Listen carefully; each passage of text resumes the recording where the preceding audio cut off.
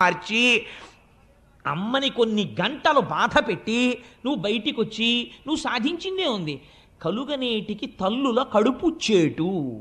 అస్తమానం వెళ్ళి ఆ తల్లి కడుపులో కూర్చుని ఆ తల్లిని బాధ పెట్టడం తప్ప నువ్వు పుట్టి ప్రయోజనం ఏమిట్రా అని అడిగారు పోతన గారు. సాధారణంగా పోతన గారు అంత కఠినంగా అసలు మాట్లాడరు. ఎంత మాట వేశారో చూడండి. ఆ మాటతో లోకమునకు బోధ చేస్తున్నారు. చేతులారంగ శివుని పూజింపడేని, నోరు నొవ్వంగ హరికీర్తి నుడుబడేని, దయయు సత్యంబు లోనుగా తలపడేని, కలుగనేటికి తల్లుల కడుపు చేటు. అటువంటి పోతనామాచ్యుడు మహానుభావుడు భాగవతాన్ని ఆంధ్రీకరిస్తూ మొట్టమొదట ఒక పద్యం చెప్పుకున్నారు.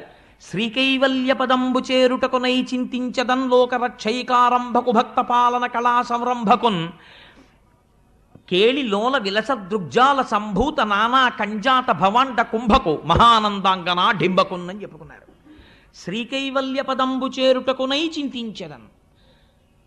పోతనగారి యొక్క శక్తి ఏమిటో, పోతనగారి ఉపాసనా బలం ఏమిటో మీరు ఆ పద్యాల్లో చూడాలి. అసలు నిజంగా పద్యం నోటికి వచ్చిందనుకోండి, మీరు ఆ పద్యం ఎక్కడ కూర్చున్నా చదువుకోగలిగారు అనుకోండి, ఆ పద్యం ఒక్కటి చాలు జీవితాన్ని మార్చేస్తుంది. శ్రీకైవల్య పదంబు చేరుటకునై. ఎందుకు చెప్తున్నాను ఈ భాగవతం చెప్పడం అంటే, పోతన గారు ఎందుకు ఆంధ్రీకరిస్తున్నారు? ఈ భాగవతాన్ని ఆంధ్రీకరించి దీన్ని రాజులకిచ్చి, లేకపోతే ఎవరో జమీందారులకిచ్చి వారి దగ్గర ఈనాములు పుచ్చుకొని, వాళ్ళ దగ్గర డబ్బు పుచ్చుకొని, కానుకలు పుచ్చుకొని, నేను ఏదో పాముకోవాలనేటటువంటి తాపత్రయం నాకు లేదు. ఈశ్వరుడి గురించి చెప్పుకొని, శ్రీకైవల్యం అంటే ఏమిటో తెలుసా అండి? కైవల్యం అన్నమాట అద్వైత సంప్రదాయానికి చెందింది. కైవల్యం అంటే ఇంకా మళ్ళీ తిరిగి రానటువంటి అవసరం లేకుండా ఈశ్వరుడిలో కలిసిపోవడం. అలా ఈశ్వరుడు యందు నా తేజస్సు వెళ్ళి ఆయన తేజస్సులోకి కలిసిపోవాలి. అలా కలిసిపోవడం కోసం శ్రీకైవల్య పదంబు చేరుటకునై చింతించదన్. ఇదో అందమైన మాట. భాగవతం ఆంధ్రీకరిస్తున్నారా, చింతిస్తున్నారా? ఆయన చింతించదన్. చింతించదన్ అంటే ఏమిటండి? చింతించదన్ అంటే చిత్తము, మనస్సు దాన్నే ఆలోచన చేయుట.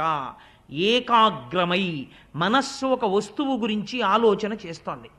ఏ వస్తువు గురించి ఆలోచిస్తోంది అంటే, ఇప్పుడు ఆయన ధ్యానమగ్నులై ఉన్నారు, ధ్యానము చేస్తున్నారు. రామచంద్రమూర్తి రచింపచేస్తున్నాడు కాబట్టి చెయ్యి పోతన గారిది, కదిపిన శక్తి ఎవరిది? రామచంద్రమూర్తిది. ఇప్పుడు ఈ పద్యం నేను చెప్తుంటే ఈ పద్యం ఎవరి శక్తి మీరు ఆలోచించండి. రామచంద్రమూర్తి యొక్క శక్తి ఆ పద్యం. శ్రీకైవల్య పదంబు చేరుటకునై చింతించదన్ లోకరక్షైకారంభకు. లోకములను రక్షించడము ఆరంభించినవాడు. అసలు లోకరక్షణము ఆరంభం ఎక్కడ ప్రారంభం?